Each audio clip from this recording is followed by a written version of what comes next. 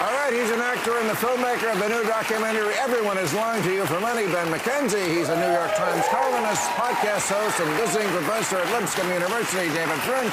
And he's a historian and podcaster. His new book coming out this fall is called Castles, Dan Jones.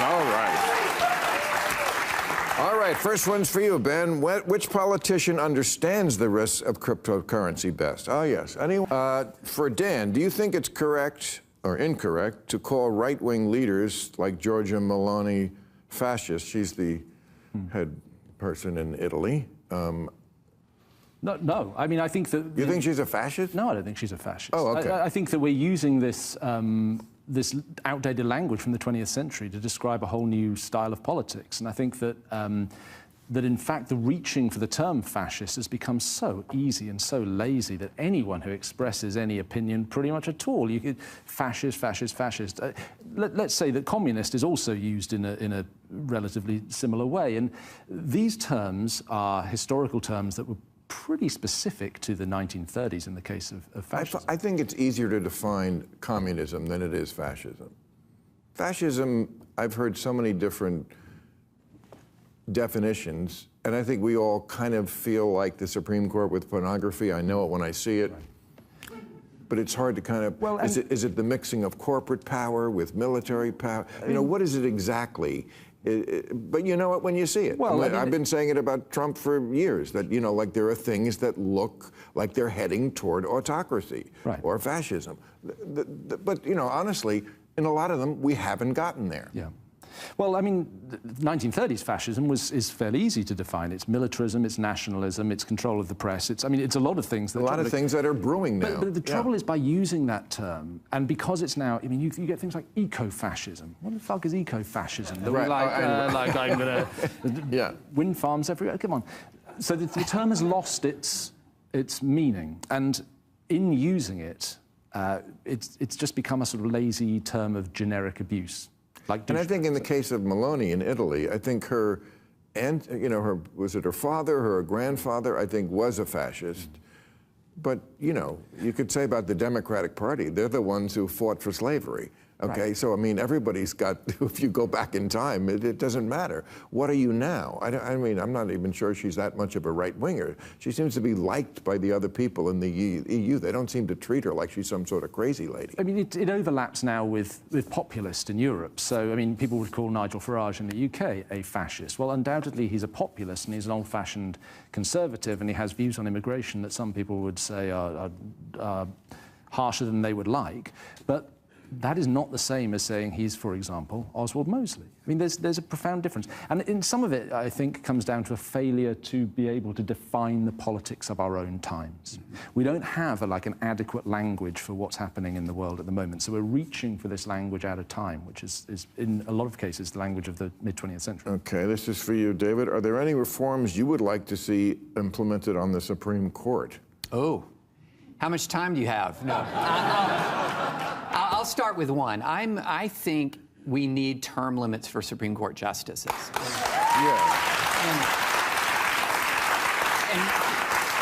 what we have is an enormous amount of unpredictability. So you don't know, in any given presidency, are they going to be nominating a Supreme Court justice? Are they going to be nominating 3? You know, we had one 4-year term with Biden, he had 1. We had a 4-year term with Trump, he had 3 nominations. That level of unpredictability starts to drive voters crazy because every single presidential election, the Supreme Court is theoretically in play.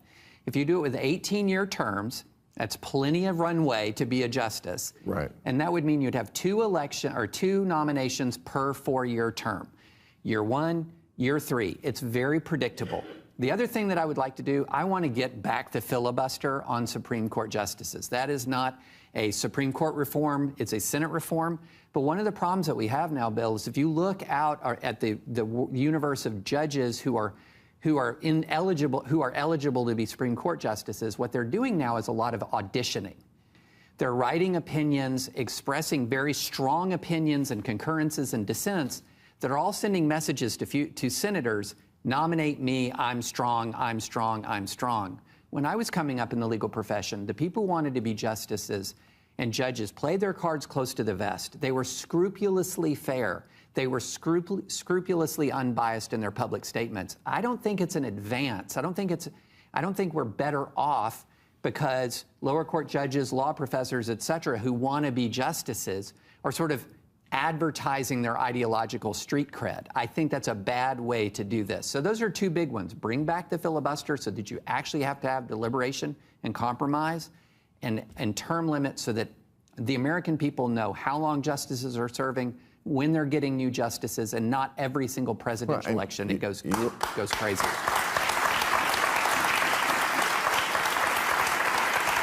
Besides the fact that, you're right, they're nominating younger and younger people. I mean, I could see a funny sketch where there's a 9-year-old out there.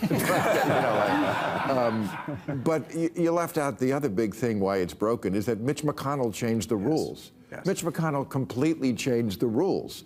I mean, the rule was always, you get to pick. Now, it's kind of potluck who dies when you're in office. But if they do die, like Justice Scalia did, you get to pick unless you're a black president or a Democratic president, whatever reasoning they were using at the time. And that, to me, just threw a wrench in the whole thing. It said, this is just a completely broken system now. Well, no, but Justice Roberts assures us that they're not political. Okay. They're not actors. They're not political. Let me defend the court for a minute. Look, this is a court that you can defend the Mitch McConnell thing? No. I'm defending the Supreme Court. This is a court with 6 Republican-nominated justices that struck down Trump's signature domestic policy initiative that has blocked him from deploying the National Guard. I agree with that, yes. And so there is real independence there. But I'm just saying, that changed the whole game. I mean, it was a whole year before an election, and that was the excuse they used. We can't do it this close. That was never the rule before. Somebody died. Obama had a pick. And it was going to be Merrick Garland. And it would have been better if he was on the court because he did such a shit job as the Attorney General. Okay. Does the panel have any thoughts on who Satoshi Nakamoto is? That's a pseudonym for the founder of Bitcoin. Yes. I guess you're the... I'm the resident crypto guy, right? So Satoshi is the cult-like leader of this thing, right? It's a pseudonym. Well, he's the guy who invented it. It didn't exist until he picked it out of thin air. Right. And the New York Times has done some reporting on this. They think it's this guy. What's a map maker? You would know, Dan. Cartographer. A cartographer. I'd said cartologist. It would have been so much more interesting.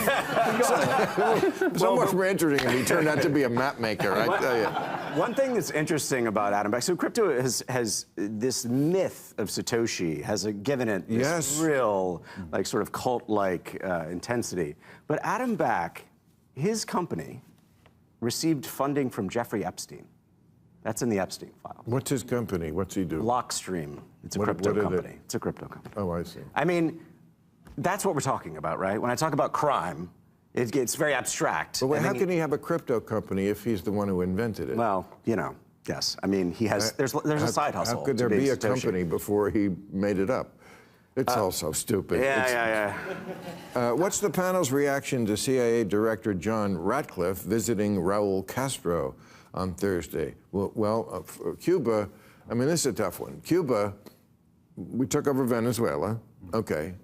The bank shot from that was maybe we can get Cuba too, because Cuba got a lot of its oil from Venezuela. We cut that off, trying to destroy this regime, and it is a horrible regime. It's a little like when you have a fever. Like, the fever is a good thing. It's there to kill the germs in your body. It's roasting them to death. But if you let it get too high, it could kill you. You know, do we let the fever of no oil kill the regime, or is it going to kill the people? Right now, it's killing the people, though. Right now, it's absolutely. I mean, hospos are being shut. They don't have power. Children are dying. Yeah. I mean, this is horrific stuff. It is very easy to. It wasn't good before. No, but it is very easy to inflict suffering with economic sanctions. It is very difficult to change a regime with economic sanctions. And we have seen this for 10, 20, 30, 40 years. And the other thing I want to say is I take a backseat to no one in my loathing, for example, of the Iranian regime. The Iranian regime was responsible for killing men I served with in Iraq. I have no love for that Iranian regime. But my hatred for the Iranian regime or my loathing of communist Cuba does not overturn the Constitution of the United States. Right. And the Constitution requires the president, before he's going to engage in aggressive military action or acts of war and blockades are acts of war, to go to Congress to make a case to the American people. But we people. haven't done that. Nobody's done that for generations. No, we've done that. You can't lay that all on this No, regime. I'm not. But I mean, we had George W. Bush went to Congress for Iraq, even when his own Department of Justice told him he didn't have to. His dad went to Congress for Desert Storm. This is not ancient history. And he got kind of a blank check. It wasn't really to go to war. It was like, if you have to do something, go ahead, do it.